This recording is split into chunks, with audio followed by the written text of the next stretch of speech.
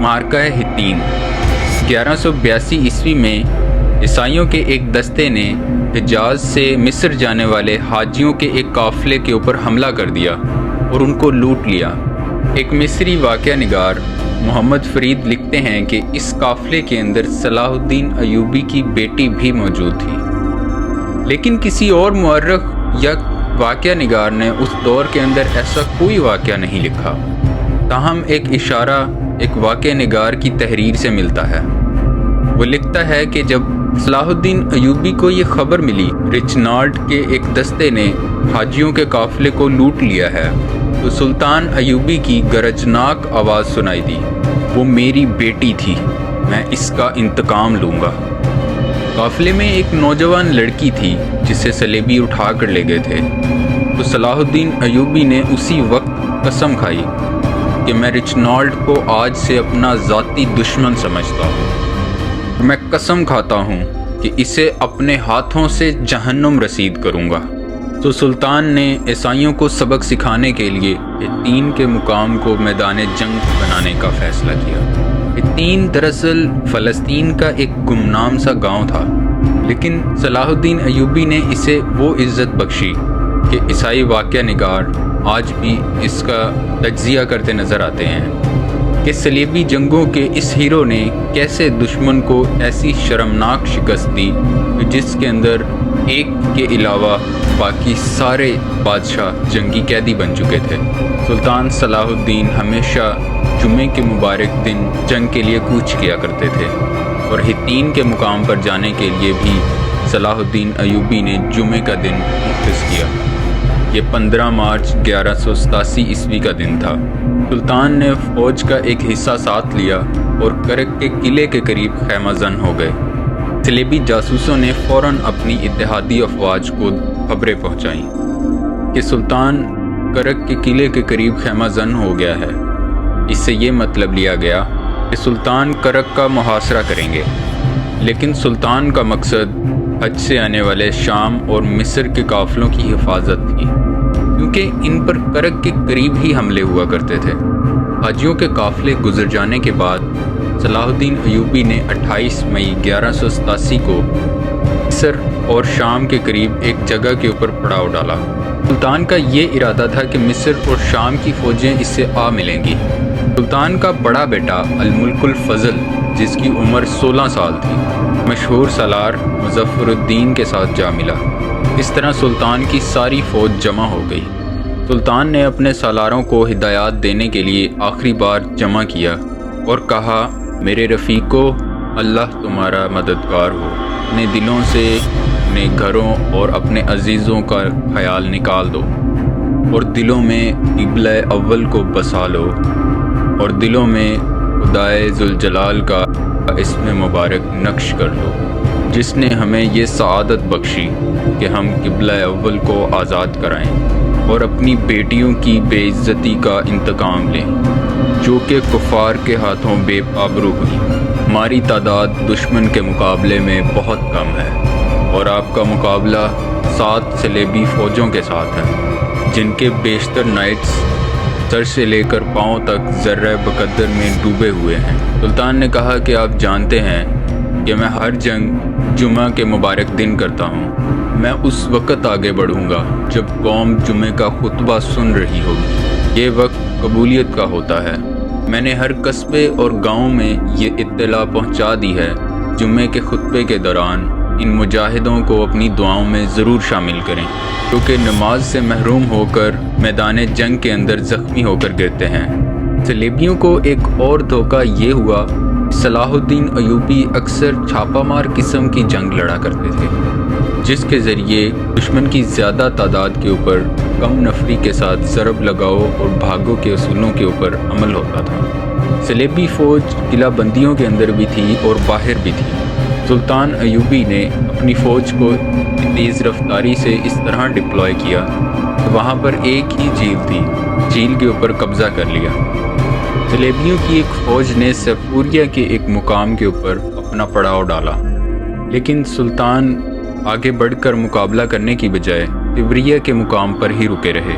وہ دراصل صلیبیوں کو حطین کے قریب لانا چاہتے تھے، جب سلیبی آگے آتے نظر نہ آئے تو سلطان نے پیادہ دستے تھوڑا سا آگے بھیجے اور خود ہلکا رسالہ لے کر تبریہ کے اوپر حملہ کر دیا اور حکم دیا کہ تبریہ کو تباہ و برباد کر کے شہر کو آگ لگا دی جائے، کیونکہ تبریہ کا قلعہ ذرا ہٹ کر تھا اور فوج قلعے میں تھی۔ شہر کو بچانے کے لیے فوج قلعے سے نکل کر شہر کو روانہ ہوئی۔ صلاح الدین ایوبی نے اس کا راستہ روک لیا۔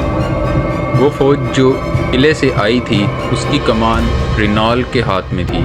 تبریہ کی ٹیکریوں پر اس کی اور سلطان کے سپاہیوں کی آمنے سامنے لڑائی ہوئی۔ قاضی بہاؤالدین شداد اس لڑائی کا آنکھوں دیکھا حال ان الفاظ میں بیان کرتے ہیں۔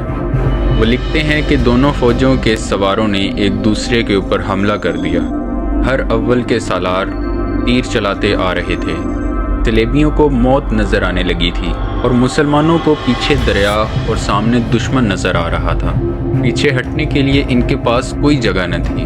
دونوں فوجیں اتنے قہر سے لڑیں کہ اس کی مثال تاریخ پیش نہیں کر سکتی۔ سارا دن لڑائی جاری رہی اور رات کو مسلمان چھاپا ماروں نے دشمن کو پریشان رکھا۔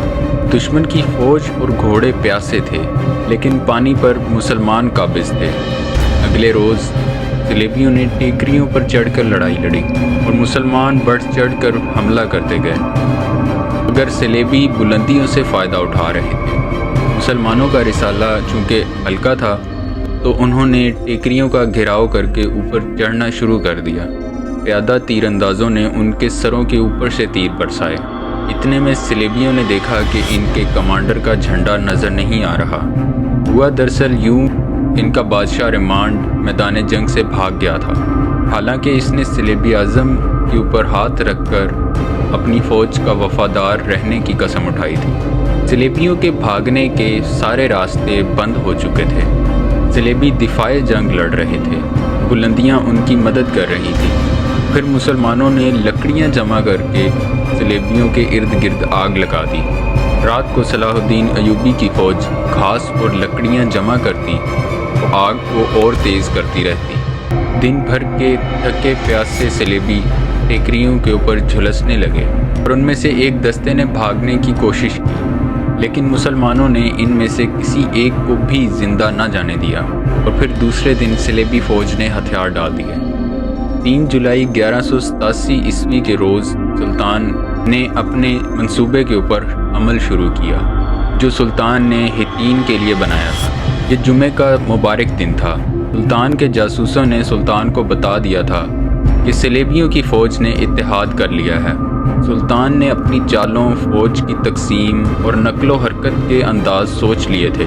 سلطان بڑی خوبی سے دشمن کو ہتین میں لے آئے تھے۔ ارد گرد کی قلعہ بندیوں اور آبادیوں کے اوپر سلطان پہلے ہی قابض تھے اور پانی بھی سلطان کے قبضے میں تھا اور موسم کا قہر بھی سلطان کے حق میں تھا۔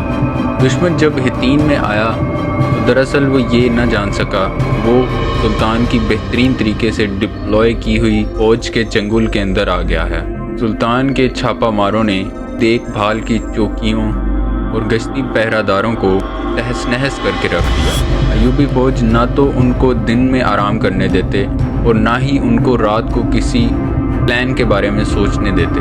بالآخر 4 جولائی 1187 عیسوی کو سلطان صلاح الدین کی فوج کے درمیانی حصے نے آمنے سامنے ہو کر جنگ لڑی۔ ٹیکریوں کی وجہ سے میدان جنگ کافی تنگ تھا۔ سلیبی ادھر ادھر سے آگے بڑھنے کی کوشش کرتے تو مسلمانوں کا لائٹ رسالہ حرکت میں آ جاتا اور ان کے برق رفتار قاصد سلطان کے پاس پیغامات لائے جا رہے تھے۔ سلیبیوں کے گھوڑے پیاسے تھے اور پانی سامنے ہونے کی وجہ سے ان کی پیاس میں اور زیادہ اضافہ ہو رہا تھا۔ سلیبیوں نے کمک منگوا کر ایک جوابی حملہ کیا جو کہ ان کی آخری امید تھی۔ جہاں پر انہوں نے حملہ کیا وہاں کی کمان سلطان صلاح الدین ایوبی کے ایک سالار تقی الدین کے پاس تھی۔ تقی الدین نے حملہ روکنے کے لیے اپنی فوج کو نیم دائرے کی شکل میں کر دیا۔ دشمن سیدھا اور سر پٹ آیا۔ پھر تقی الدین نے نیم دائرے کے سرے بند کر دیے اور سلیبی گھیرے میں آ گئے۔ مسلمان سواروں نے انہیں کاٹ اور کچل ڈالا۔ اب جنگ کی صورتحال یہ تھی کہ سلیبی حطین کے میدان میں ایک دفاعی جنگ لڑ رہے تھے۔ حطین سے دور اگر صلیبیوں کا کوئی دستہ رہ گیا تھا، وہ بھی مسلمانوں کے ہاتھوں بیکار ہو چکا تھا، اور یہ پہلا اور آخری موقع تھا کہ اکا کا پادری اپنی صلیب کے ساتھ میدان جنگ میں موجود تھا، یعنی جس صلیب کے اوپر صلیبیوں نے اسلام کو ختم کرنے کے حلف اٹھائے تھے، وہ صلیب میدان جنگ میں لائی گئی تھی۔ مگر صلیبی بادشاہوں نے پیٹھ دکھانی شروع کر دی۔ گائی آف لوزینان اپنے ساتھیوں کے ساتھ بھاگ رہا تھا، جسے مسلمان سواروں نے دیکھ لیا اور انہیں زندہ پکڑ لیا۔ اکا کا پادری اس جنگ میں مارا گیا اور صلیبی اعظم مسلمانوں کے قبضے میں آ گئی، جبکہ زوڑ کی تحریروں سے پتہ چلتا ہے کہ بیت المقدس کی فتح کے بعد سلطان صلاح الدین ایوبی نے صلیب وہاں کے عیسائیوں کو احترام کے ساتھ لوٹا دی تھی۔ شام تک جنگ حطین کا فیصلہ ہو چکا تھا، صلیبیوں کے جانی نقصان کا کوئی شمار نہ تھا، اور باقی فوج نے ہتھیار ڈال دیے تھے۔ سلطان صلاح الدین ایوبی کے سامنے جو 6 قیدی لائے گئے تھے، ان میں سے ریمان کے سوا باقی 6 اتحادی بھی تھے، جن میں کرک کا گورنر رچنالڈ بھی تھا، جسے سلطان نے اپنے ہاتھوں قتل کرنے کی قسم کھائی تھی۔ قاضی بہاؤالدین زکریا شداد لکھتے ہیں کہ سلطان ایوبی نے صلیبی بادشاہ جیفرے کو شربت پیش کیا۔ جیفرے نے آدھا شربت پی کر گلاس رچنالڈ کو دے دیا۔ رچنالڈ شربت پینے لگا تو سلطان نے اپنے ترجمان سے گرج کر کہا کہ اس رچنالڈ سے کہو کہ اسے میں نے نہیں، اس کے بادشاہ نے شربت دیا ہے۔ اہل عرب صرف اسے شربت پیش کرتے ہیں جس کی وہ جان بخش چکے ہوتے ہیں، تو میں نے رچنالڈ کو شربت پیش نہیں کیا۔ سلطان نے خادموں سے کہا کہ ان سب کو کھانے پر بٹھاؤ۔ جب سب کھانے والے خیمے میں جا کر کھانا کھانے لگے تو سلطان نے جیفرے اور رچنالڈ کو اپنے خیمے میں بلایا۔ سلطان نے رچنالڈ سے کہا کہ تم ہمیشہ ہمارے نبی اکرم صلی اللہ علیہ وآلہ وسلم کی توہین کرتے رہے ہو، تمہاری نجات اسی میں ہے کہ تم اسلام قبول کر لو، اور رچنالڈ نے انکار کر دیا۔ تو پھر سلطان نے رچنالڈ سے کہا کہ مجھے تم سے یہی امید تھی۔ سلطان نے تلوار نکالی اور اس کا گلا کاٹ دیا۔ سلطان نے نفرت کے لہجے میں حکم دیا کہ اس ناپاک لاش کو باہر پھینک دو۔ بادشاہ جیشرے نے اپنے اتحادی کا جب یہ انجام دیکھا تو اس کے چہرے کے اوپر ہوائیاں اڑنے لگیں، تو وہ سمجھ گیا کہ اب اس کی باری ہے۔ سلطان صلاح الدین ایوبی نے جب اسے دیکھا تو اس کے کندھے کے اوپر تحمل سے ہاتھ رکھ دیا اور اس سے کہا، اچھا بادشاہوں کو قتل نہیں کرتے، لیکن اس کے گناہ کچھ ایسے تھے کہ مجھے اپنے ہاتھوں قتل کرنے کی قسم کھانی پڑی۔ حطین کی فتح اس لیے بھی اہم تھی کہ سلطان صلاح الدین نے فلسطین کا دروازہ توڑ لیا تھا اور اس میں داخل ہو چکے تھے۔ اتنا وسیع علاقہ فتح کرنے کے بعد سلطان صلاح الدین کا بیت المقدس کو فتح کرنا زیادہ آسان ہو چکا تھا۔ امید ہے آپ کو آج کی ویڈیو بہت پسند آئی ہوگی۔ ملتے ہیں کسی اور اچھی ویڈیو کے ساتھ۔ اللہ حافظ۔